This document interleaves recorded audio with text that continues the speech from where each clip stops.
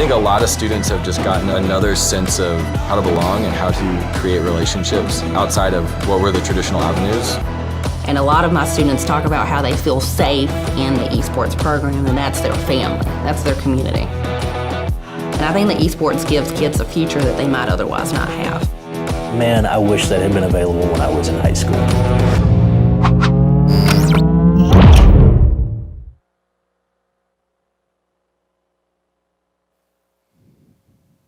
Welcome back, everybody. I am Audio, joined here by Kios, and we have for you today the 2019 Fall Championships for the PlayVS Texas Champions.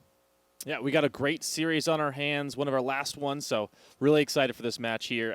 It's been a long couple weeks here, and just really a pleasure having this opportunity to cast with you and work with all these guys here. Amazing, and excited for this match. Unfortunately, all good things must come to an end, but before they do, we have a phenomenal matchup for you here today between the SEM Eagles and the Colleyville Heritage. Yeah, we got a best of 3 recently yesterday, and I'm hoping for another one here, especially because that was such a surprising best of 3. An undefeated team went down, a defending champion went down here, and I think we're having another great match on our hands with some two really good teams, but I'm hoping for another best of 3 here. Yeah, and this is the first year that PlayVS has been able to get an esports league into Texas, and so it's going to be a really big one, for these teams. They of course want to be the first one to be out on top.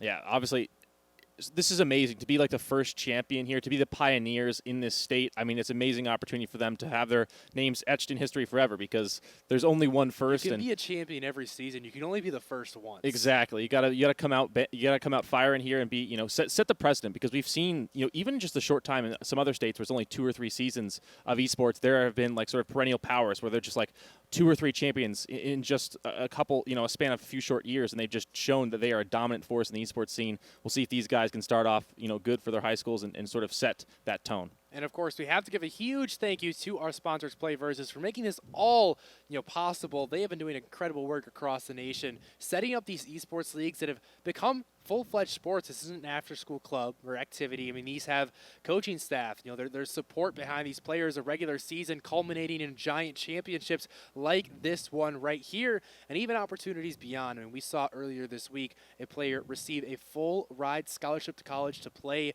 on a Rocket League team, and there's plenty of opportunities for those playing League of Legends as well. Phenomenal program that PlayVS have put together, being able to give these kids a spotlight to really show off what they're passionate for, what they're talented at, and potentially make something out of it. A lot of investments being made in college, but now also in high school, obviously here with PlayVS. But, Riot specifically with League of Legends starting to invest a lot in the collegiate scene here. There's going to be a lot of upcoming championships there. So exciting for, this level right now, but also in the future.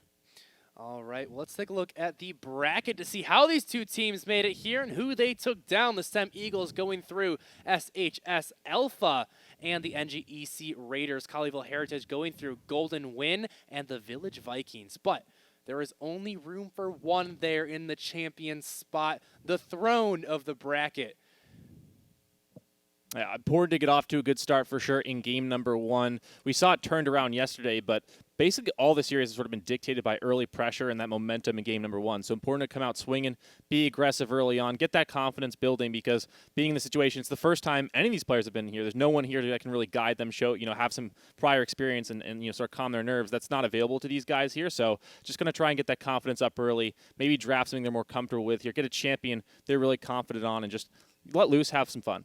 Yeah, and for those not entirely familiar with League of Legends, it's an incredibly complicated game. We're going to be doing our best to guide the audience through what exactly is going on, but give us a quick rundown of what League is at its core. So League of Legends is a 5v5 MOBA game, multiplayer online battle arena. Basically, there's going to be 5 players on each team that are going to be battling it out with different champions, as you previously mentioned here. Basically, different characters that can do different things on the map, and then there's going to be objectives on the map they're going to try and take, and there's going to be some turrets standing in the way of basically destroying the enemy base, and that's how you end the game. You destroy the enemy base, but there's a bunch of different stuff on the map that you can pick up that will give you a golden experience, which makes you stronger. There's going to be the Baron. We'll talk about that a lot upcoming. That's a while in the future, but the Baron is very important. That gives buffs to the minions to make it easier to destroy the enemy base, and there's dragons, which we'll talk a little bit about, that give you some buffs. So it's important to find the things on the map, get those so that you can get yourself stronger, and then defeat the enemy team in a fight and try and break open their base. A lot of jargon, and we'll try to go over as much of it as we can. But one of the biggest things to League of Legends is the champions that you just mentioned. And there's over 140 of them to choose from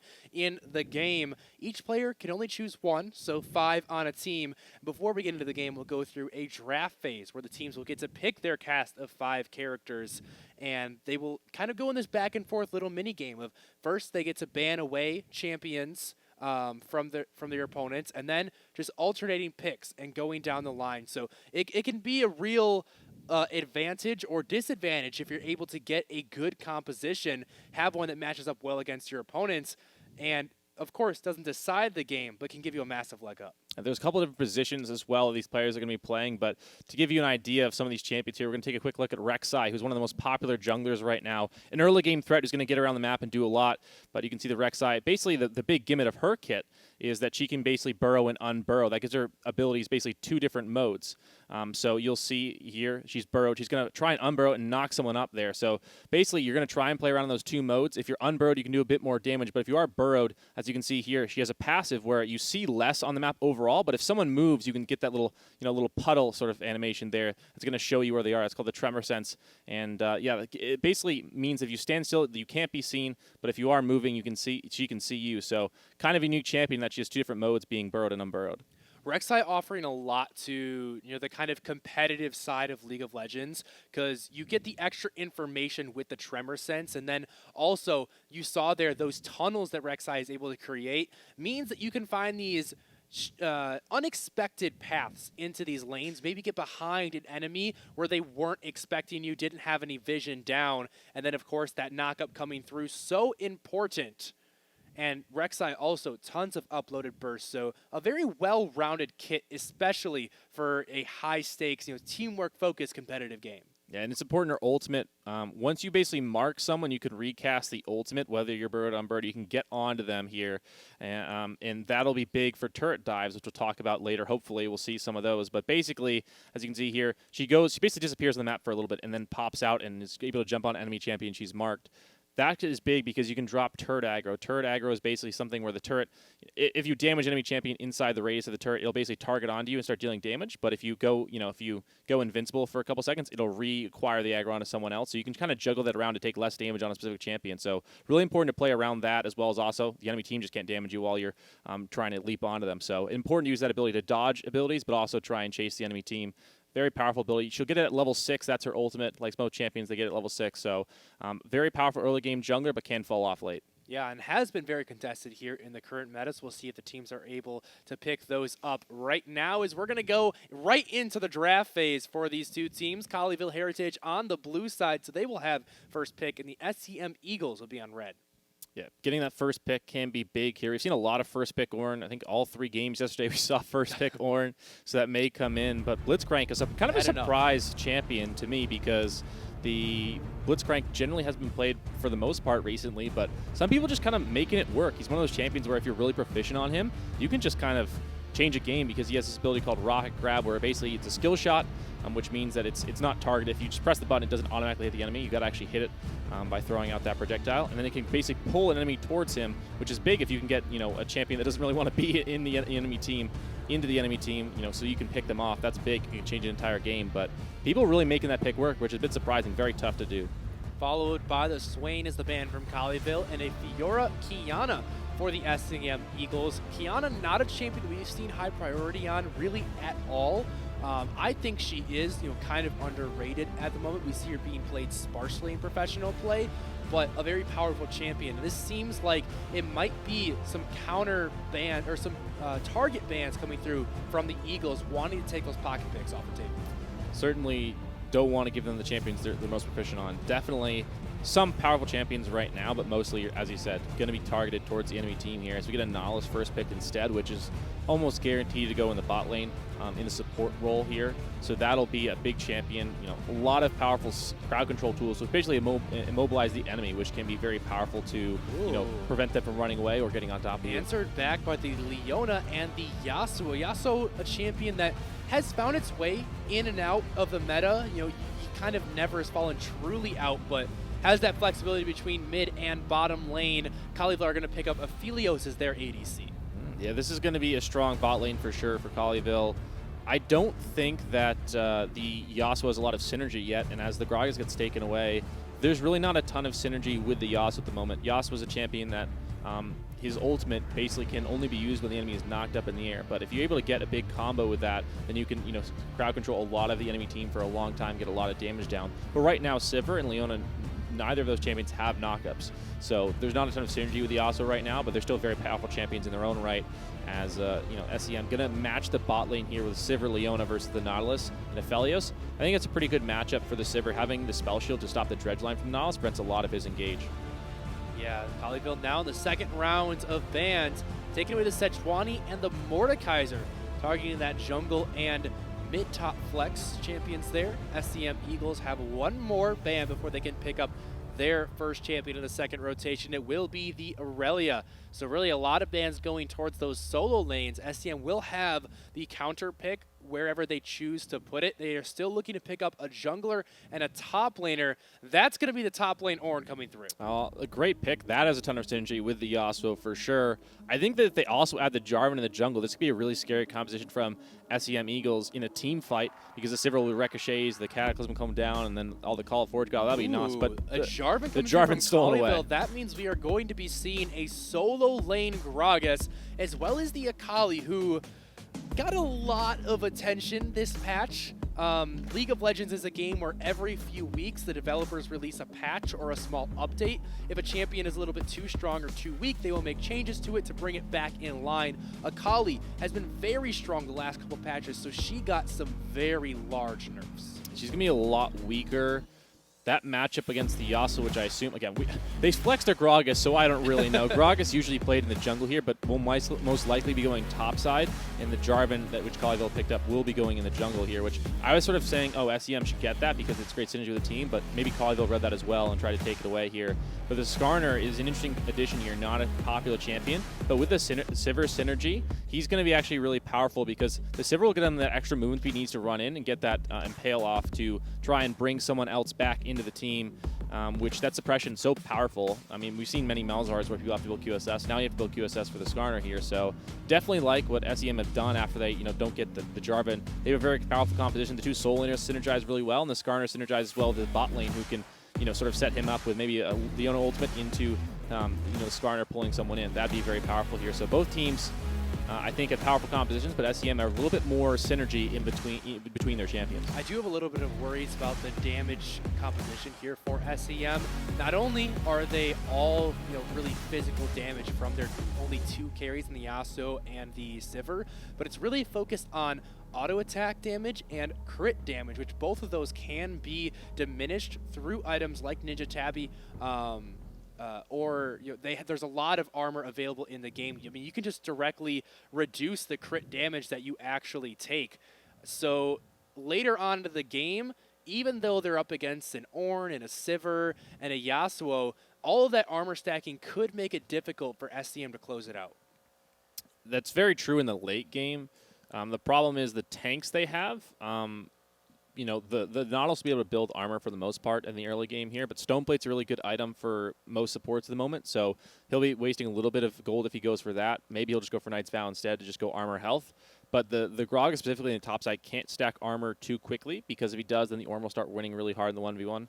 Ornn does a lot of mixed damage, especially a lot of match damage, so it's important to maybe have some health or MR early on to deal with him. Otherwise, the Ornn is very capable of soloing someone in the side lane, especially with the Call of the Forge God up, and the Gragas may be able to dodge that, but really I think that he's going to have to build something to defend against the Ornn. Otherwise, that matchup could go a little bit haywire. So I think that armor stacking definitely very powerful here, but the Jarvan is kind of an off tank. He doesn't really get super tanky until later on in the game because early on the Cinderhulk is like a good item, but it doesn't really do anything to stop the auto attacks here, and the Gragas can't itemize too quickly into the armor. So I think there's a little bit of a window in the mid game where SEM won't be completely shut down by items, but certainly once we get later on in the game, if there's not a major breaking point, Colleyville will just kind of stack too much armor.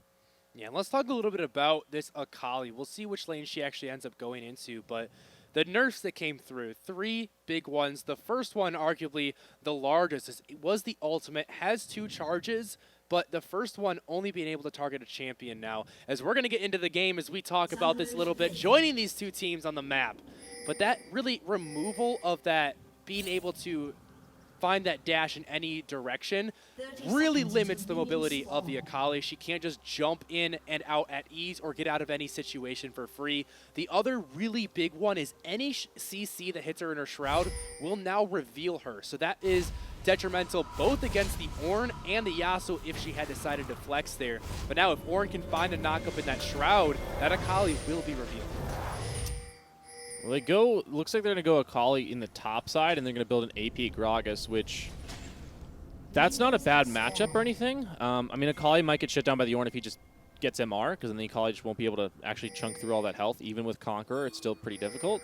In the Gragas, if he builds AP, then you're just losing that big tank up in the top side, potentially for later on in the game, who's going to be the one stacking that armor, which is going to shut down the enemy carries. So Colleyville, I don't think the strategy is bad for laning necessarily. It's just not ideal for later on in the game, because the Gragas builds AP, then he won't really be able to stand up to the Sivir and the Yasuo auto attack. It's been so long since we've seen full tank Gragas really in the meta because of all the damage, the ratios he was given so many patches ago. Does still have a couple of those items available, like the Zanyas, something like that, and obviously never hurts to build some tanky items, so it'll be interesting to keep an eye on this Gragas and what he itemizes into. Urtook's going to be blocked there on the bottom side. Zenith Blade will connect. Still level 1 for both these laners, and you see Bratz there just walking away. Well, the Akali has Conqueror, so that match will go a little bit better. But those short trades going to favor the Ornn for the most part, and the Akali, again, once that first back comes in, or even, I mean, the Ornn can craft items in lane, so he doesn't even need to go back necessarily to get some MR early on. But once that happens, the Akali will struggle to try and just even get through that health. So that matchup, I really don't think is going to be great in lane necessarily. Which, I mean, when you would really expect a champion like a tank like Ornn to be struggling in lane against a champion like Akali, but I think that won't be the case here too much anyway. Yeah, Akali, among her changes, did get a nice buff to the damage on her Q, so a little bit of a consolation prize for the Akali. Should help her out a slight amount in the lane. You can see she is 10 CS up over this Ornn, but he has a wave crashing into that turret to pick up. Didn't really speak on the junglers at all because they're just farming in the jungle, so they didn't really do anything early game besides just like walk near lanes here. And if you look at the runes, Conqueror on Jarvan, pretty standard if you're going to go for the tank Jarvan, so I think that's pretty obvious what he's going for there. With the Predator on the Skarner, not a surprise by any means, but certainly a rune you got to play around. It's basically gives you a lot of speed once you buy those boots. Is going in for the aggression. Here comes the Jarvan. Flag and drag finds 2. First takedown going over to Lanx, and now Bratz, he knows that has nowhere else. Well, actually, the Nautilus got credited for that one, so a little bit of gold. They were trying to give it over to the Aphelios, but he wasn't able to pick it up, so a bit unfortunate there, but... He will still get the first takedown, so that extra 100 gold. Here in the mid lane, a little bit of a tussle.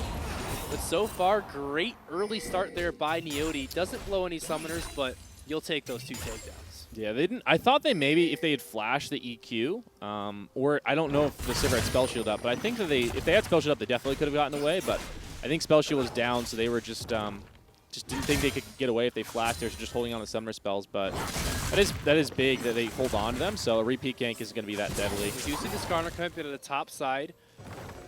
The Akali getting very aggressive, trying to bully that Ornn, but here comes the Skarner. Immediate flash away, and with no more gap closers, Cordy is going to back off.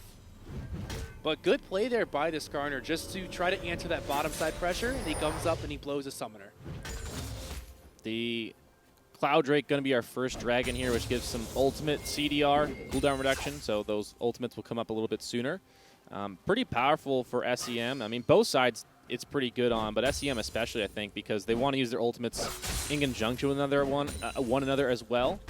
So if they can get those up like together more often, that'd be really powerful for the team fight. So I think both sides could get this one, but we've seen more recently teams trying to play more towards top side to get the Rift Herald early on as opposed to just picking up early Drakes, because if you invest in the early Drakes, it doesn't give you a lot of upfront stats or gold, so you can follow it behind if the enemy team takes Rift Herald, able to get a lot of gold off of the turret platings or even knocking down first turret. So it is a bit of a risk, but obviously the Rift Herald not going to be here for a couple of minutes, so there's no potential for a trade there, but neither jungler graded soloing, so there'll have to be a commitment from one of the lanes at least to come over and help them. Those solo lanes for Colleyville doing very well right now. You see a 10 CS advantage for both the top and the mid lane. And so when it does come time to contest those objectives, they should be in a good spot with the priority they've been able to get for themselves. Bottom lane going a little bit more even CS-wise, but thanks to those 2 takedowns mean that's another winning lane here for Colleyville. So they kind of have as many options as they want right now with control all over the map.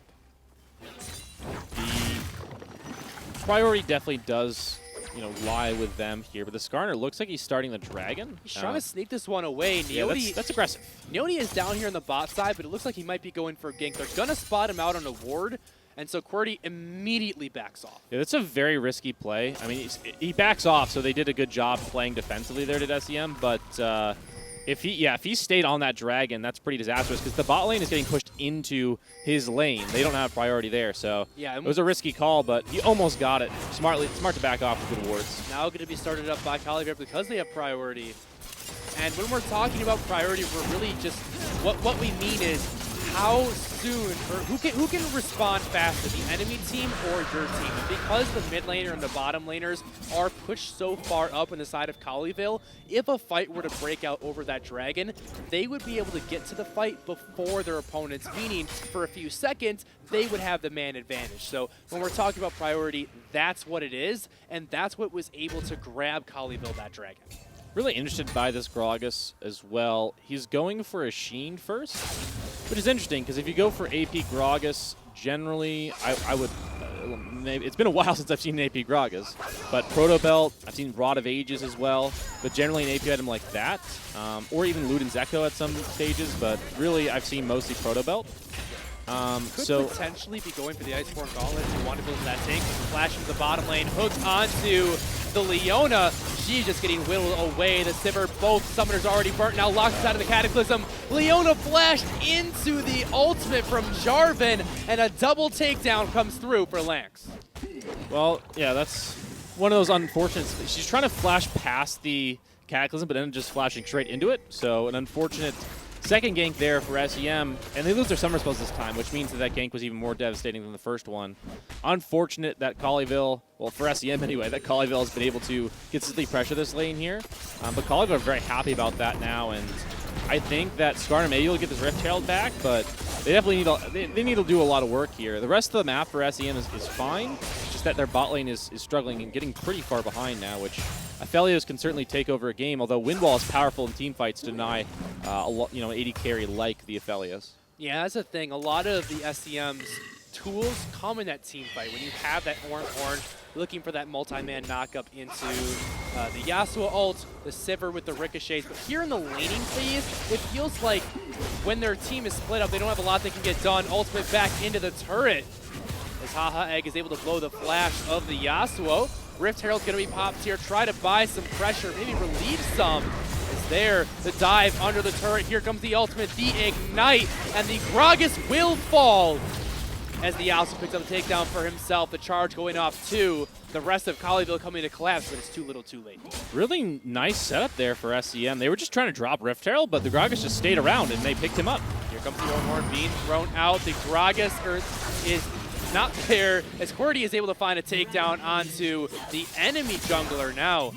Boss just going to go in for some poke and then back to the safety of his shroud. So this is a really great for SEM because now their top side's doing well, and if their bot lane can just hang on, which they're struggling to do at the moment, but if they can just hang on, then they can get to that grouping team fight stage and make up for some of the losses they've suffered here. But right now, well, okay, maybe Nautilus is not going to go for it, but I thought maybe they were going to look for a dive there onto the Sivir, but very risky play because she can use the turret to shield herself from the dredge line of the Nautilus, and obviously she's got that spell shield, I would assume, off cooldown right now. The So spell risky shield play. as well as the ultimate move speed can make it so difficult. But it seemed like in that mid lane, maybe just a little bit of over-aggression from Colleyville. They know they're strong, but all that power's in the bottom lane, so... Okay, so the Gragas went Sheen and now is building Proto Belt, it seems. So Okay. an interesting decision to go for the Sheen first. I guess mana early on is good. Maybe that's why he went for it. But we're having a Warrior Jarvan with Conqueror, which is kind of an interesting combination. I mean, not bad by any means, but usually if you go Conqueror, I have seen mostly tank. Because you want the electrocute for early gank damage, and that's generally what you want to do with the AD Jarvan there. But also Fleet Fork on the Yasuo. We got a lot of interesting decisions in terms of builds so far from these guys. So Fleet Fork on Yasuo, no Conqueror, no Halo Blades. So just these guys having their little personal preferences for each of the builds on these champions. We'll see if it works out for them. The turret coming through from Aphelios. It's going to do a little bit of chip damage. And 10 minutes into the game now, Rift Herald has spawned. You can see the Akali is kind of hovering around that. Actually, it's not quite on the map. It will be spawning soon. So I would assume the Grug is going to commit to AP because he has Electrocute, and he's got items for Proto Belt right now. So I assume it's Proto Belt into Lich Bane, and then maybe Zonia's. Or he'll just sit on the Sheen, I'm not sure, but get a gank bot lane Predator here. into the bottom lane. Flash is available for the Aphelios, and he gets dragged in. Great ultimate from the Nautilus is going to knock up all three, and that buys enough space for the bottom lane of Colleyville to escape. A bit of a mistake there from the Eagles. They didn't layer the CC quite correctly. The Leona was a bit off. They have brought down their top and mid. The entire team is here. There's the Zenith play, the Orn Horn, the Wombo combo is there. Stopwatch will drop the aggro. Double takedown for Foxy Snake. And what a swing of events there for the SEM Eagles. Well, they did a great job. Perfect tower dive, dropping the aggro with the stopwatch. Now they did it at a perfect time because the dragon spawning, they just got to play it off the turret there. And now they're going to get the dragon, which Infernal for longer games can be really powerful. And really like what SEM done because they got their bot lane who was struggling back in this game, got a shutdown on the Aphelios. Really good job. Might have stuck around a little bit too long here in the mid lane. They got a couple plates. We'll be able to walk away as we see the Ocean Rift going to be taking over the map. Just means that for the rest of the game, only the Ocean Dragons will be spawning. And once a team gets to 4 dragons, they will get that Ocean Soul, providing them extra health regen in combat, which can be so crucial. The Eagles also, if you look at across the board, they are down in CS. And you'd say, well, that's obviously their laning mistakes. And to a degree, that is, especially in the top side. But if you look at what they've done in recent, memory in this game, they have sacrificed individual lanes here to get everyone else ahead, rotating around the map. So it's just sacrificing waves to make plays. Bot lane play, the mid lane play with the Rift Herald where they all roam down and then have that follow-up onto the enemy jungler, which that's his only, only little blemish on the Jarvan's record this game is that play.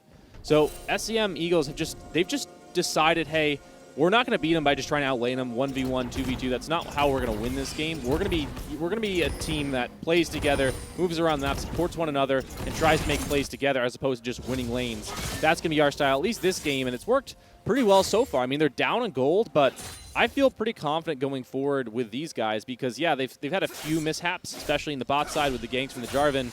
But really, they're in a good position now, and I think their strength will lie in their team fighting, which is, after that dive, I have a lot of confidence in. Yeah, they played that one very well, but now the Nautilus face checking the wrong brush, and the entire team of the SEM Eagles once again there to help out. The Orange needs to hold on to this turret top side. This Akali is getting very strong because the Orange spent so much time out of lane and had some difficulty in lane when he was there. He is a bit behind on this Akali, or rather on this Ornn. But the good news is that the team's doing really well elsewhere. And if he can just hold on for a little bit longer, then maybe his team can get that first turret, get a lot of gold. Raga's looking for the mid lane right now. Flash away by the Yasuo. Here comes Quirty to try to turn it around. No ultimate available. Does find the stun. Just going to buy some space for his mid laner. Gragas beautifully placed to knock the jungler back, and the Gragas will pick up a takedown of his own. unfortunate there. The Skarner wanted to go back in, but they didn't really have a great way to get a knockup because the tornado was missed from the Yasuo, so you had to stack up the Q again. And no ultimate on the Skarner. I mean, they don't really have strength in that fight, and they got outnumbered by Jarvan. Just the Skarner was trying to be aggressive there, but ended up stepping too far forward when he also wasn't really ready to go in, didn't have the support they needed. And now they'll most likely lose the Rift as well, I believe, as the Jarvan's on that one. Whittling that one away right now, has the priority there in the mid lane. Shavas able to cancel that recall, actually, so a couple seconds spot there by the Akali. It's the little things. With the Essence Reaver now purchased for the Sivir, though, unless there is a major commitment of resources down here for Colleyville, this turret should never drop. The Sivir should be able to clear waves as they come in because she basically has infinite mana on Essence Reaver.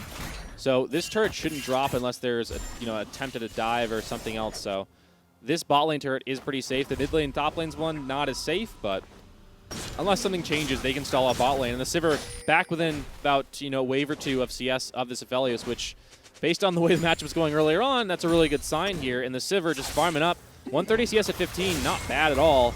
Really like where they're at. And that carry, the Sivir and the Yasuo is so important, and they're both doing well. So that's what really is important for the Eagles here, and that's the good news. And again, down, they were down a little bit, but have recovered and are in a good position, despite overall, you'd say they're slightly behind. Yeah, they've made up for those CS deficits with that great play around the map, as you pointed out earlier. And now you can see the Yasuo taking away that Raptor camp. After the first couple of clears, because the camps respawn so quickly, we've seen a lot of laners start to pick up resources for themselves. From the top side, Gunblade gonna be procced. Good trade, actually, by Jokers. Going for that Sunfire cape early on, even against the AP matchup, recognizes that the Aphelios is the main carry. Very interesting decision in the matchup, especially because there's a Gragas, but the Jarvan and Aphelios is just too much of a threat here. She'll be adding on some MR later on, but that did give him the power that was needed when he did roam around, so not a terrible decision, but definitely sacrificed the matchup for that. Here's going to play. Oh, the Akali caught out here in the jungle. Not having that mobility from the ultimate anymore means he will be going down there in the mid lane, trying to dive onto the Yasuo with the last breath under the turret. Will not be enough. The Gragas will find the takedown, trying to get away, but QWERTY has his number. And that was such an unfortunate fail flash there. Flag and drag. The Zenith play being buffered. Double takedown. Colleyville just trying to run away, but Sem Eagles are getting stronger and stronger the more members come through. Amazing ultimate by Aphelios, but with 2v4, it's not enough. Or is it a double takedown already? That was almost a complete turnaround. Teleport coming in. Can the Akali get in range? The flash forward. There's one. There's two. Colleyville come in with a delayed ace. Well, Eagles show how powerful they are together as a team. Great play by them. They had a really good couple seconds there. Then Aphelios reared his ugly head, and the fight just fell apart. That was one of those Reddit highlights where you see just everybody stacked up. Aphelios has the ultimate on the Infernum.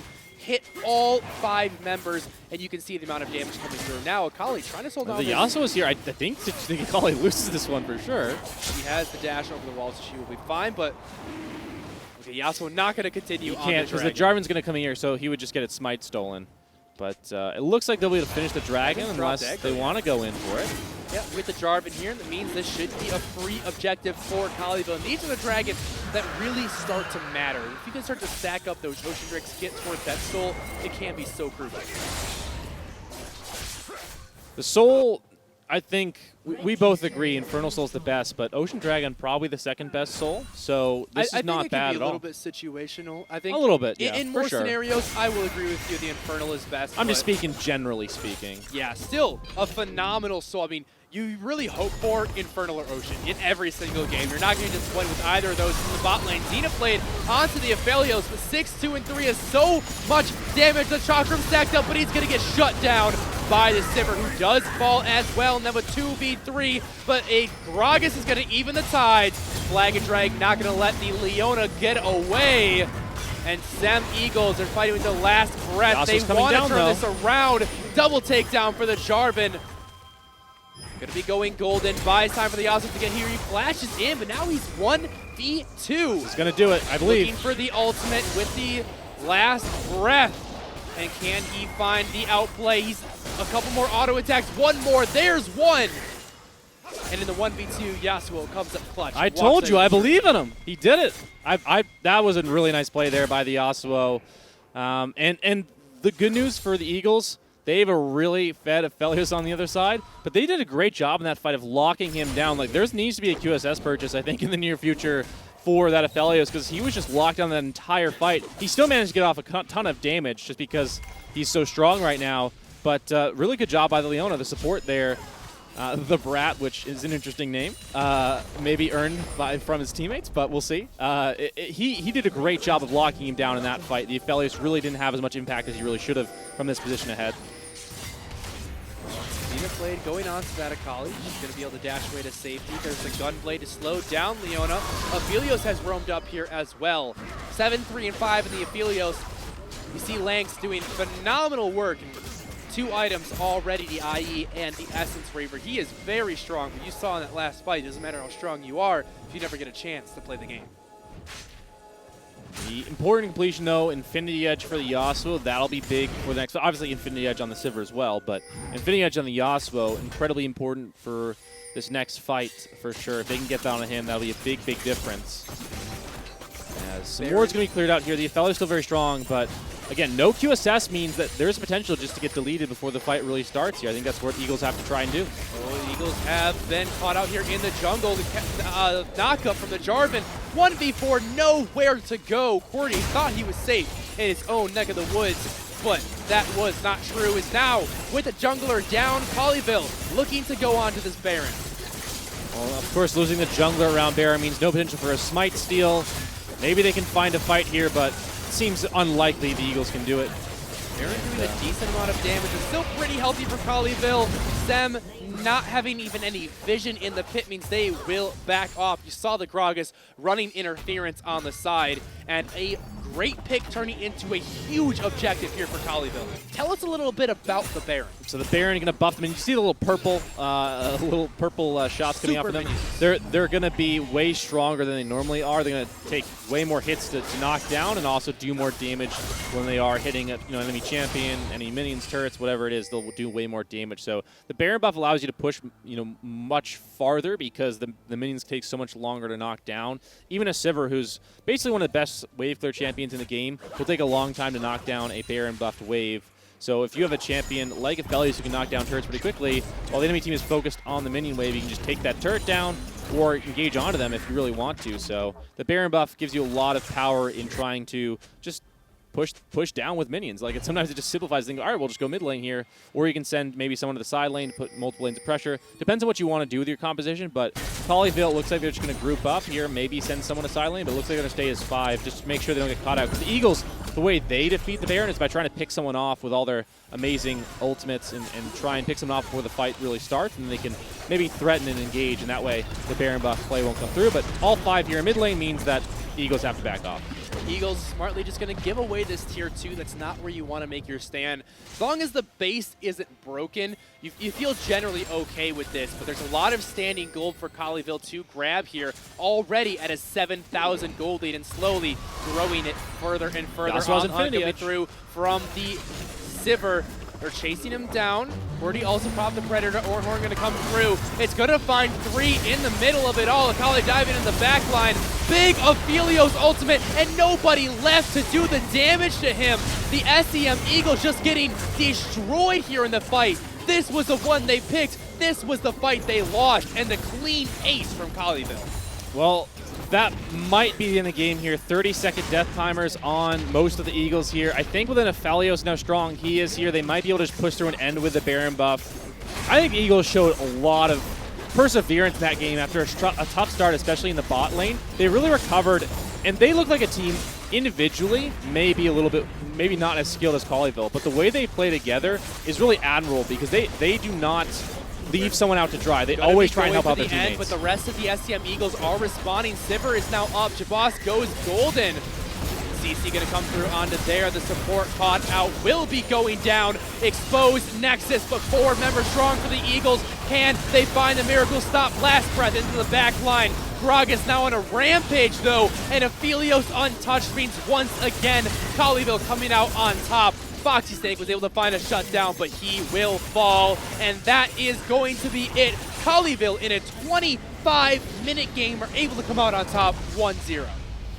Again, Colleyville, they sort of took a while to get going with their team play. The Eagles were always trying to help each other out, rotate around the map. Colleyville, once they got to that stage zone and started moving around the map and matching the Eagles at objectives, it became really hard to find the fights. And then the Aphelios that game, the play around Dragon early on, which was basically a lost fight, which was, ended up being like 4v2 at the end. And the Aphelios just like single-handedly won it for them.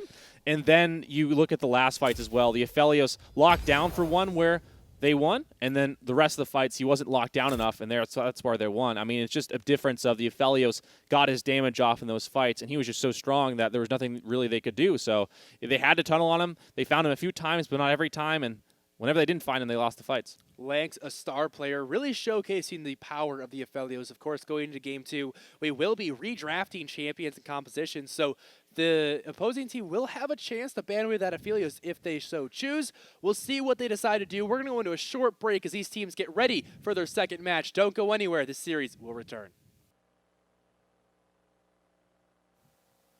Welcome back, everybody, to this last series here for the Texas PlayVS Championships in League of Legends. We saw Colleyville Heritage come out with a very convincing Game 1 win over their counterparts, and Colleyville coming into this series are undefeated throughout the season, making it all the way to the finals. They are one game away from closing out the perfect season. I mean, one game away here. It was a close game, but in the end, once that Aphelios kind of got so strong in those team fights and went untouched, it was just kind of all over from there. Maybe they can replicate that here and just end the series right here, but I think that, again, we're going to have to look at that bot lane and see how that goes because it went really poorly for the Eagles early on because the Drevin spent so much time down there. We'll see if they can get the Aphelios again. Maybe that's a ban, but I think that what the strength for them seemed like their bot lane, that team fight with the Aphelios. So I think if you're looking at this game for Colleyville, definitely try and secure a strong AD carry once again. And then for the Eagles, try and shut that down and maybe help out your bot lane a bit more with some early jungle pathing to try and protect them. Yeah, and we saw that Aphelios do so much work in that game. All started off with that play around the Dragon just like 15 minutes, 20 minutes in where a 2v4 turned around because of a massive Infernum Moonlight Vigil. And so going into this game too, Aphelios could potentially be banned away. We have a lot of other strong ADCs on the table. You're thinking the Misfortune, the Senna, the Lucian. The Misfortune was banned away last game. We'll see if that remains the case, but with as strong as the bottom lane for Colleyville Heritage was, I would expect some more resources thrown against them. Probably. I don't see a world where the Aphelios goes through. Or if it does, I mean, maybe they could just pick it away. I think that's an option as well. But really, you can't let him get his hands on that again. I mean, it was just too good last game. So definitely going to see some bans levied against the bot lane again, or at least some sort of way to prevent him from getting that strong matchup which he had last time. So Colleyville not going to get their their 80 carry onto that again. Unfortunately, I don't think at all this series if it goes to a game 3. So I think bot lane focus here because it seemed like the Eagles were very happy to just like let the Ornn lose topside and play for the map. That seemed to be every single lane. It was just like, we're fine losing 1v1 as long as we make plays across the map and play with our team. And it worked for them for considering they were so far behind. It worked really, really well for the SEM Eagles. But Colleyville eventually, they were just so strong from the 1v1s, the advantage they got there, that once it came time to actually group and team fight later on in the game, they were just super strong. The Aphelios, when he wasn't locked down, too much damage, it's all over. So again, focus on bot lane, but the jungle matchup, we didn't talk about that too much. The Jarvan actually ended up being kind of an interesting pick because they ended up taking it away from the SM Eagles, which I thought maybe they wanted to grab, and so they took Skarner instead. I thought the Skarner pick actually worked out really, really well. He really helped out his laners. He didn't, make a massive impact on the map early on with ganks, but the mid game from him was really, really clean, and his ultimates were so good. Yeah, he was able to get a lot of pressure down in that mid lane specifically, just continually bullying that Gragas there.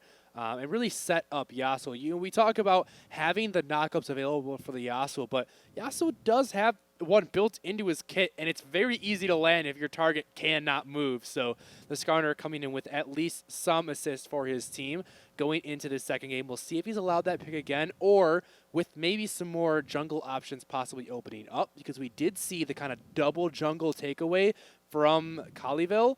Maybe he gets onto something he's a little bit more comfortable on. Yeah, I think that could be good, too, to get a more comfortable pick or something that's better in the early game. We talked about Rek Sai before the game started. A solid champion. Jarvan, not bad either if they can pick that up and maybe, again, protect the bot lane with it. Or there's a lot of other options for early game junglers. I think that they really want to have a slightly tankier champion based on the way the Eagles played. It seems like they really want to have a playmaker jungler with some CC and can start off fights versus someone like an Elise who, yeah, she is CC, but she can't really start off fights in the later game. The Elise just wouldn't really work for them. So I think that generally they want a bit more team fight presence from a jungler. We'll see what they end up taking. Going into this game, too, we talked a little bit about the bottom lane, talked a little bit about the jungle. Let's talk about that top side of the map, because we did see the Ornn kind of sacrificing that lane, which gave the edge over to the Akali.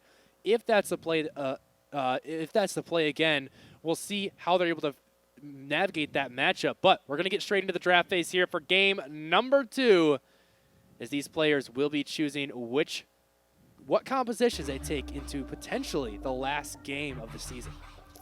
So you talk about the top lane matchup. Ornn first pick has been really common, and we saw why Ornn is so good. Didn't fare well in lane, but the team fights from the Ornn were really, really good because that Call of the Forge God, when it can't be blocked because you have the Yasuo no wind wall to block it, that was a really big impact in the fights as well. The powerful ultimates putting that team fight composition from the Eagles were so good. So they can get their hands on Ornn in a second game. That'd be really amazing here.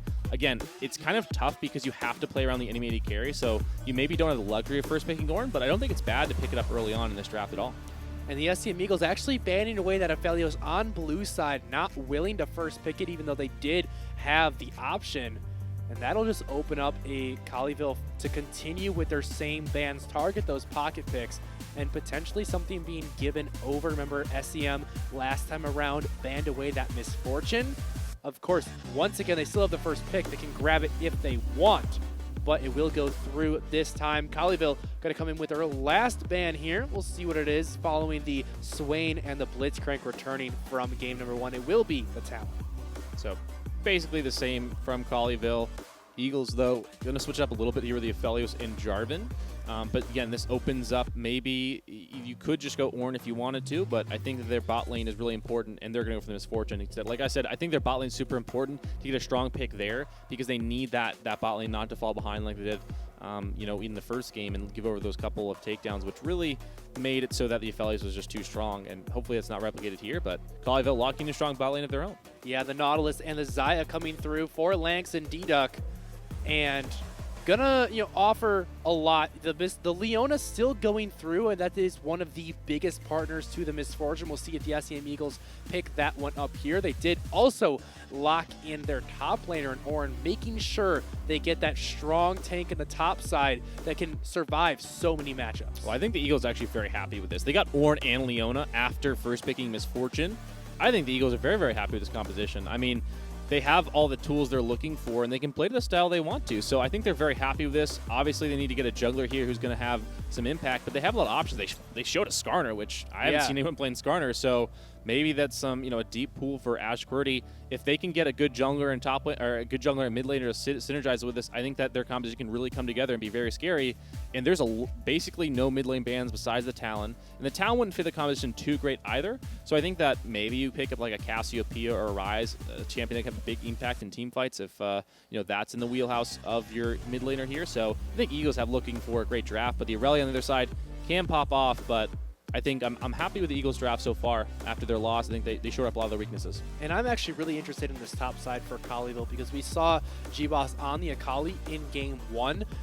Now he's going to be on the Aurelia, who was banned away in the first game. And with the styles that SCM Eagles have gone for and kind of sacrificing that top lane to really make plays around the map, Aurelia, a champion that can carry a little bit harder if she gets a lead and can really make that Ornn struggle. The Nunu going to be coming in for the jungler in Colleyville, answered by the Skarner once again in an Echo in the mid lane.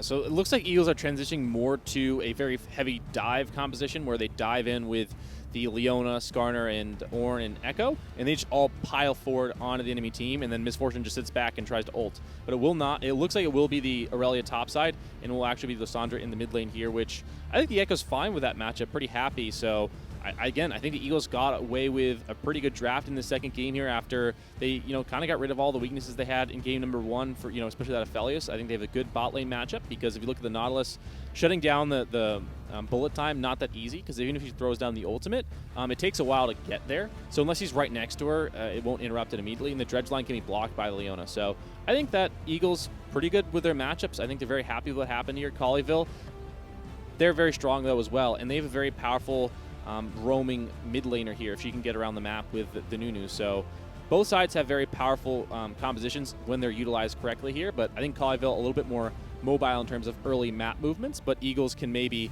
pull together that big team fight, hopefully. Yeah, I think once again we kind of see a split side of the map where Colleyville, they picked up that Xayah and the Nautilus, a very kind of safe bottom lane. If you do try to dive onto that Xayah post level 6, she has the ultimate and all the feathers coming through, can kite back very effectively. But where the star, in my opinion, is going to be for Colleyville is up on the top side of the map once again. If you can get Deduct to roam up there, we've seen already that even on the Akali, who was significantly nerfed here on this most recent patch, GWOS is able to have a phenomenal showing, going up 50 CS in the lane, partly due to the laner not being there, but even in team fights played incredibly well. So I think if they can get this Aurelia going, Colleyville will also be happy with what they have to offer.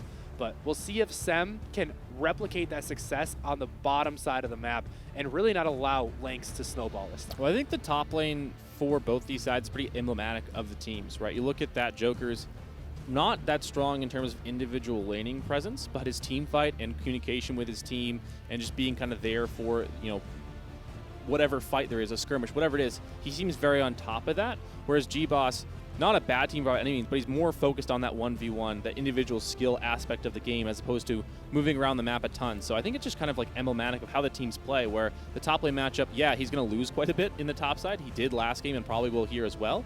But, that's not really where the Eagles have decided to put their strengths for their team. They've decided to play more together, where, Colleyville, a little bit more strength in the individual skill sort of aspect of the game, but that does mean that, there are some openings for Eagles to maybe roam around the map and find something in the mid game, especially with this Skarner, a lot of powerful ultimates to engage once again for them. Yeah, and also going throughout the game, let's start to talk about some of these team fights. Amazing 5v5 here for the SCM Eagles. You have the Oranhorn, the Misfortune, Bullet Time, Echo has a lot of, has the parallel convergence to do some AP, tons of burst. Colleyville, not slouches in their own right. You do have all the CC coming in from the Lissandra. The Xayah puts out tons of AoE, but they also have the opportunity to run a 1-3-1 composition if they wanted to play to the side lanes. We'll see what they want to do as we get here into game number 2. Colleyville, 1 win away from the perfect season. Will they be able to do it, or will the SCM Eagles play foul? So the one weakness Nunu has against the composition you look at on the other side here for the Eagles is that the Nunu really will struggle finding ganks. The biggest snowball ever is going to be very difficult for him to hit because the Echo has a dash. Ornn has a dash. They have lots of ways to disrupt that. And then if he goes bot lane, Leona can also Zenith Blade onto him and stop that. So I think the Eagles actually have some good defensive tools against the Nunu ganks. The ultimate in team fights, so the absolute zero, because the Eagles want to dive so far into the backline and just get on top of Colleyville, that could be devastating. If he's able to channel, not even full channel, but just channel it most of the way, that absolute zero, even a tank Nunu can deal a lot of damage here. So that'll be kind of interesting to see how that plays out in the later team fights. But Colleyville reacting to the way the Eagles have drafted quite well with a team that doesn't really, get dived on too well. Featherstorm from the Xayah, very good defensively cutting back. And then the rest of the team is fine being in melee range for the most part. So I think Colleyville have put together a good defensive draft over the Eagles, trying to be proactive and have really strong team fight engage. Both junglers turning the opposite sides of the map. Foxy, Snake, and Brat going to be immediately pushing up this lane, so that's going to give some information over to Colleyville. They know Skarner's going to be starting on this top side, and it should allow the early push for Foxy, Snake, and Brat. The top lane matchup already, in favor of the Aurelia, but that's what we expect here. The mid lane matchup, though, should be pretty even. They should be able to shove the wave into each other. Like, there shouldn't be a massive wave clear advantage there as a large level 1 trade. Yeah, Conquer being stacked up, lots of damage going down, but the minions firing back just as much. Mr. Boss takes himself down to about half health. Does have the corrupting potions plus the biscuit, so really just trying to play that war of attrition where he's just going to sustain back up after these extended trades and try to whittle away at the health bar of the Orange. The Aurelia will definitely be very tough to deal with, and that matchup's just going to go poorly. That's, I think, what we're going to accept with that lane. But the jungle matchup here, neither jungler making a proactive play early on. Like in game number 1, the junglers are going to get to a little bit higher level before they seem to go for a big play. But usually around when Scuttle spawns, that's when we'll see something happen here. And the Nunu's on top side, so that's good news for Eagles. We're not going to have a repeat of game number 1 when that bot lane went so poorly early on, thanks to the gank from the enemy jungler. But I think that, you know, looking at the matchup in the jungle, the Skarner is going to be pretty happy with the, you know, going up against the Nunu because he doesn't really have a way to stop him from getting into his team. Good little trade there by the Echo. Falling very low on mana, probably going to be wanting to shove this one out. Potentially go for a recall. You can see the entirety of the SCM Eagles coming down to that Rift Scuttle as a big trade back onto the Aurelia on the top side. This is why Ornn is so difficult to lane against. You know, yes, he's a tank, but he is deceptively a lot of damage built into his kit. Not deceptively anymore. Everyone knows what Ornn does now. Very, very powerful. I feel like a lot of people still go into those trades thinking, oh, it's a tank, and don't realize how much damage is coming through. Right now, though, D-Duck looking for the dredge line is going to connect. Level 3 to 2. That's why they were looking for that trade. But especially with QWERTY right around the corner, they're not going to push anything. Depends on how much top lane they've played. Sometimes you'll get, you know, autofill the top side, and all of a sudden you play against Ornn, like, oh, this is fine. I'll just pick like whatever top laner. I'll pick Aurelia. I'll be fine. And then the Ornn trades back, and you're like, oh God, like what just happened? Like, so, but these top laners know it now, and the Aurelia's actually running out of potions, so maybe the Ornn can actually come back with some health there and really disrupt, because if he can get a TP advantage, that could be big going on in the future, especially when he's level 6. So if he's able to get her to go back early on, that'd be really nice for him. Ooh, that auto attack not interrupting there. Dredge line going to go on to the Skarner. Flash away from QWERTY. The Zenith Blade going in, but that's not where you want to be. The Leona has to flash out as well. Biggest snowball ever will not find its mark. And both junglers coming down to this bot side very early on here in game 2. Will just be the trade of summoners. Yeah, and the Skarner's way up in CS right now. The Nunu's significantly behind, so a lot of summoner spells there, but the jungle matchup, you know, in terms of farm, is going quite well for the Skarner here. And if things just kind of don't happen for the Eagles early on, like if things just aren't happening on the map with this Nunu getting ganks off, I think that they're quite happy with that, because the Skarner's generally, in my mind, going to be more useful because of his ultimate in the mid game, finding those picks. So I think that, again, if the Eagles are just like going to farm up and stay even for the time being, I think they're quite happy with that. Obviously, they can't fall too far behind, and otherwise things become concerning. But right now, they're not in too big a hole. You know, down 400 gold because that top lane CS difference as well as the mid lane, but it's not the end of the world here. And again, as I talked about earlier, I think that they're not really playing for these 1v1s. It's not where their strengths lie. But hopefully they can, you know, not fall too far behind here. The mid lane is building up a steady CS lead. The Lissandra now has level 6 available. We'll start to look to roam around the map to see if she can make some plays. Early Ocean Dragon going to be spawning here. We'll not see that soul 2 times in a row. Nunu going to start this one right up. One of those junglers incredibly adept at taking down these objectives with all the sustain and that 1,000 damage true just chomp there. Here comes the Echo. Has access to the ultimate. Going to dodge the dredge line. Good play there. Teleport coming through from G-Boss. As now the Echo on the wrong side of the map. Here comes the Skarner, teleport being answered, but very low health bars on the side of Colleyville. Immediately the flawless duet gonna go in. Will they be able to find anything on the play? There goes the ultimate from Aurelia. Nobody has fallen just yet. The Brat will be the first one to be taken down, and 400 gold into the pocket of Aurelia.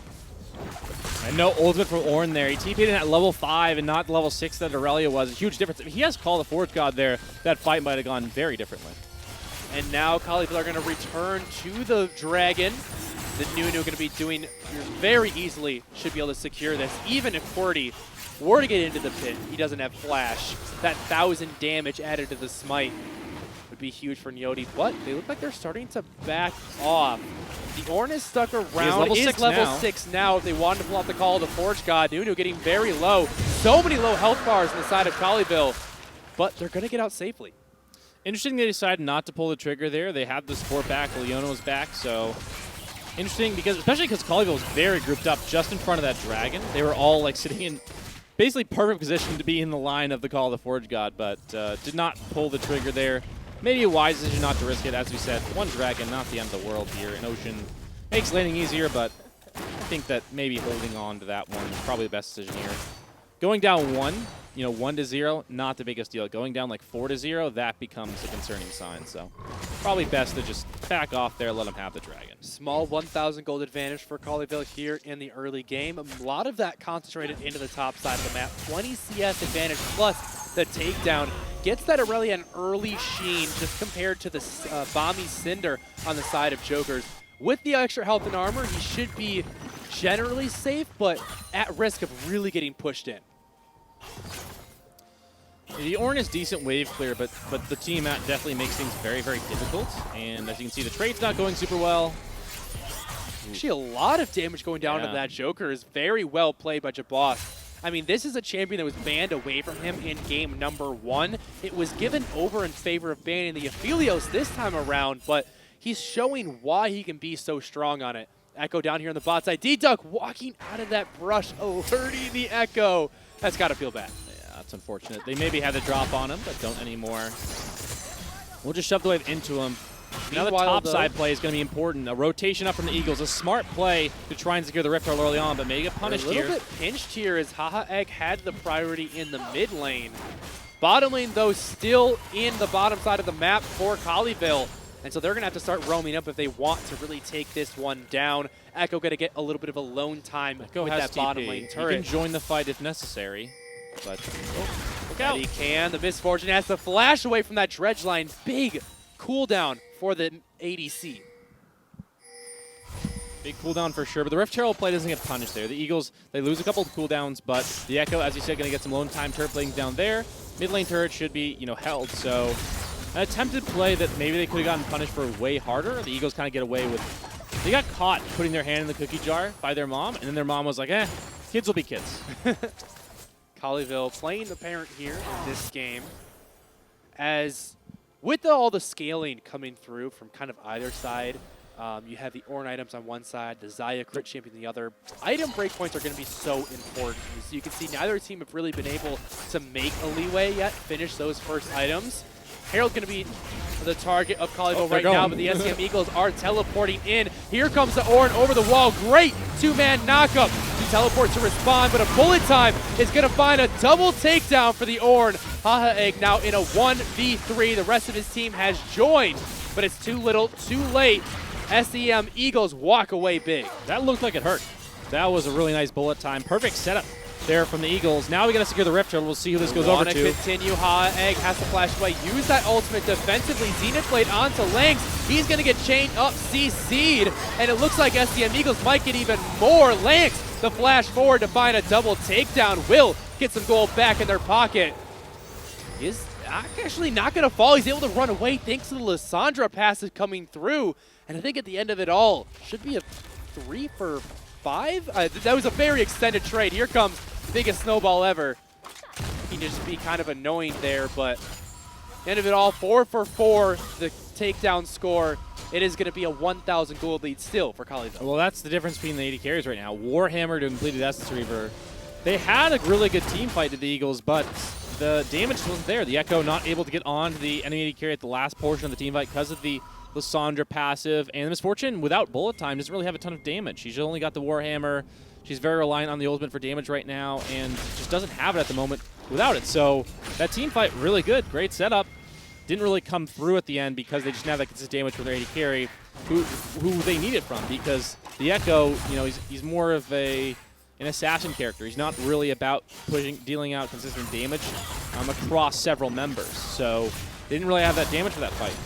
There into the mid lane. Zenith Blade is going to follow the Lissandra, apply that CC, but still able to get to the safety of the turret. Bullet time not going to find the takedown. Will force the Lissandra out of the lane, and now 4 members strong to pressure this mid lane objective. Should at least get some platings here, but probably going to grab one and leave for the Dragon as now. The Nunu here going to say hello with a snowball fight.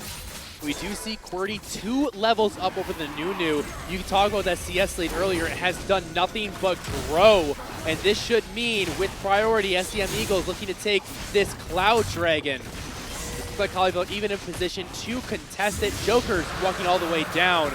The Aurelia is here. Sorry, flawless duet. Gonna land onto 3.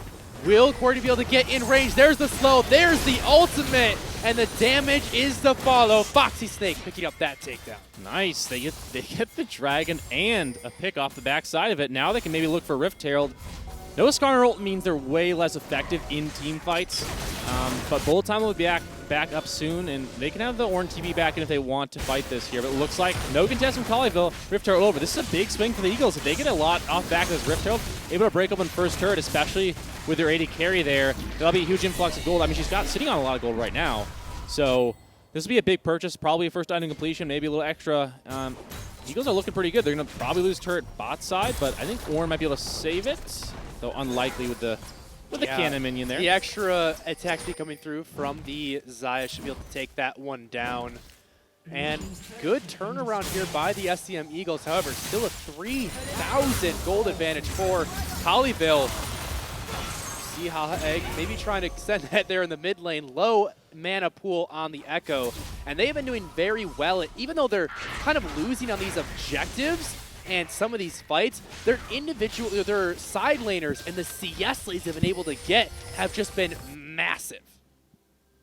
It is a large advantage there. The Aurelia now pressuring the side lane in the top side, but again, the Eagles, that's not their game plan. They're just going to go ahead and try and force fights on Colleyville here, so it's going to kind of be a race. Can the Aurelia pressure fast enough to really make things difficult for Eagles? The Rift Herald, 3 members strong to defend. Teleport going to come through. Good stun there by the Lissandra. Leona falling low.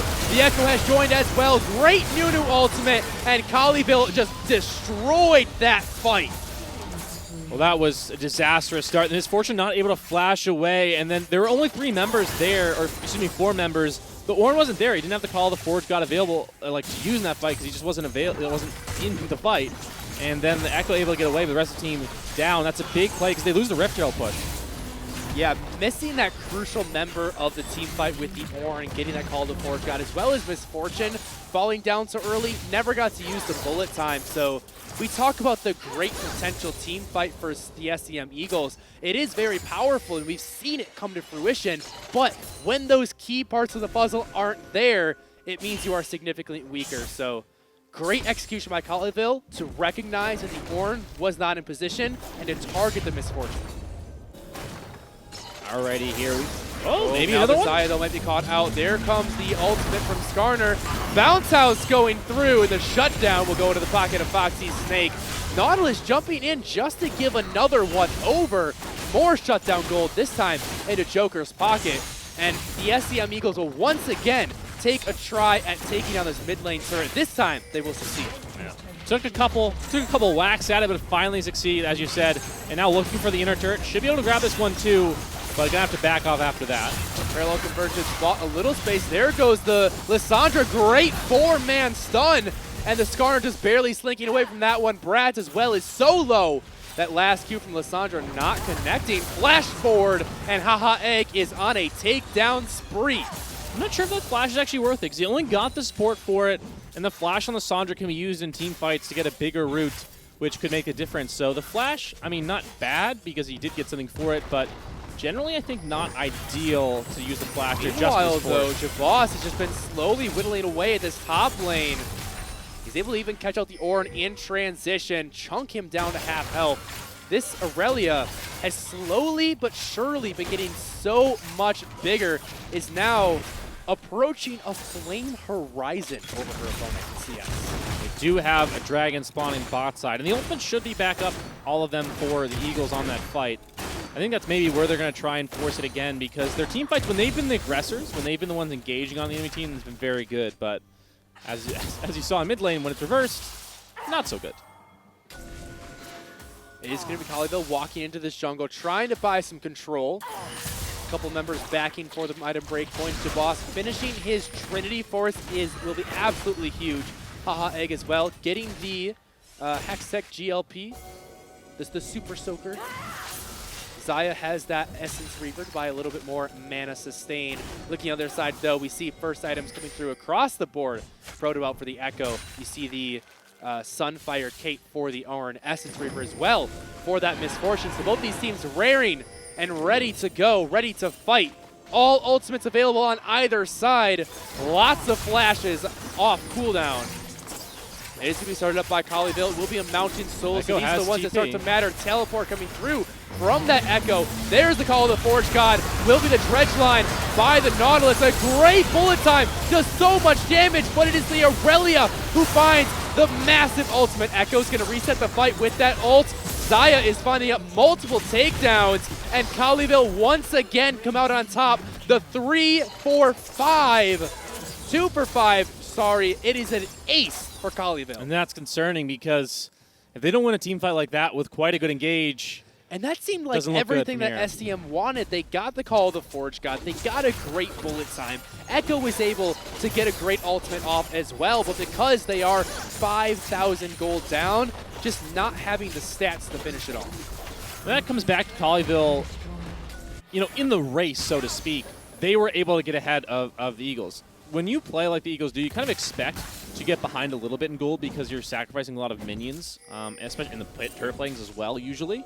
So you're kind of expecting to be a little bit behind, but Colleyville managed to put that top lane matchup so far in the favor of Aurelia, as well as just the CS across the board so far in their favor that the gold lead becomes super big, and it becomes way harder to win a team fight, even though that's their strength, and that's what they're playing towards. They can't really leverage that strength anymore because they're just so far behind, because they gave up so much to sort of set up the situations they wanted, which is, you know, again, they won that race where it's like, all right, we just got so much gold now because you guys are trying to play around certain objectives, play with each other. It worked okay, but not well enough. And now Colleyville are in such a good situation with a massive gold lead. They've taken 2 Drakes now and won that last fight. And again, that's a terrible sign for the Eagles because that's how they win this game. Those team fights like that, if they can't make those work, there's really not a lot of hope for them. But, and again, another, you know, slightly more perfect engagement could mean the difference, or they just go back to finding picks. That thing that has worked for the Eagles is they just constantly been picking off Colleyville throughout this game. So maybe they can go back to that and just try and find Colleyville when they're, you know, overstepping, walking too far forward, or in the wrong lane. This is not where you want to be. The jungler getting called out, pulled in, and taken down. Great bullet time going to come through. Call the Forge God as well. This could be the start of a good fight for the SCM Eagles, but Aurelia has joined. She's in the back line. She is causing chaos. 1 member, 2 member, 3 members down for the SCM Eagles. Traded for just the support on Colleyville, and they will now turn their eyes on Baron. Traded 20 minutes too. With an Aurelia and a Zaya and enough people to tank, it should be okay to do this. And again, another bad sign. They tried to face check because they wanted to set up vision for the Baron that was coming up in a second there, but again, just as I was saying, you know, if Colleyville stepped too far forward, the Eagles do it. Their jungler, I mean, a little bit necessitated because the Baron was spawning, but unfortunate once again here. Only way back for Eagles now is to try and find picks. Colleyville are probably going to send someone to side lane, most likely Aurelia, possibly the Lysandra as well. If they can catch them, you know, rotating through their jungle, then maybe they can find a pick off here. They have all the tools in the world. They've got a Leona, they've got a Skarner, and an Ornn. Some of the best champions to do that with. If they can find those picks, yeah, there's a way back here. I think that's really the Eagles' only hope, though, with this Baron now being taken. It's going to be a tall order staring down the face of a potential Baron up Rift Herald push. Remember, Yodi was able to pick that one up shortly before that fight that led to the Baron. So this could be a double objective super push coming in from Colleyville, as that Aurelia diving up pretty far, but she has the backup of her team to keep her safe. 4-man strong here in the mid lane for Colleyville. They find a hook onto the Ornn. Getting quite aggressive here. They don't quite have those side lanes prepped, as you see both of them pushed up to their turrets in the top and bottom lane. And now, the Lysandra is the one in the side lane here. They haven't sent Aurelia. I think the Lysandra is a little bit harder to catch because she has an escape, whereas Aurelia doesn't really. Her dash is all about moving to an enemy, you know, minion or champion. There's the Herald being popped. A little bit interesting there. Right as they lose the wave, and it's a position that can be easily aggressed. That Echo going into the backline immediately pops that ultimate. That can be a big tool missing out for the fight. Shelly does get off the charge, but definitely did not use the Rift Herald optimally. They needed to wait for that wave for sure. Because now they got a lot of damage on the turret, but if they Shelly with this wave, it'd be pretty much unstoppable. A little bit lackluster. We'll see if they can finish off that turret. The Lysandra, meanwhile, is doing work down here on the bot side, 1v1ing against the Echo. She's able to grab that tier 2. A wave is going to be crashing up from the top side if Colleyville want to They also want to over. send someone back at the wave. Baron buff also gives movement speed to the minions, so if you go back and give the Baron buff, they'll actually run down faster. So you can pressure and then even up the waves, but no one went back and got it, so. Ooh, good catch there by the Lysandra, and Haha Egg finds a solo takedown. Great 4-man flawless duet from the Aurelia, and a massive team fight here for Colleyville. Only member remaining in the Ornn. This might be it. Colleyville, they come in with a clean ace 22 minutes into the game, topping their previous record, and now just running it down to the mid lane. Lysandra's gonna back and probably teleport Rhea into the fight. And Colleyville, off the back of a perfect season, will find the perfect 2-0 sweep over the SCM Eagles. 4-man flawless duet to end it there. If that, if they couldn't make it prettier than that, really well done by Colleyville. And, we saw an undefeated team fall yesterday. Not this time. Nope. This time, Colleyville, they kept their cool. They played their game. And what a game it was. They were able to find the 2-0 win. The SCM Eagles, they had a lot of bright spots with the team fight wins that they were able to pick off. But in the end, I think it was some of the individual players from Colleyville really shown out this series and were able to bring it home. Well, it's again that pressure where it's like, all right, the Eagles want to go somewhere and make a play.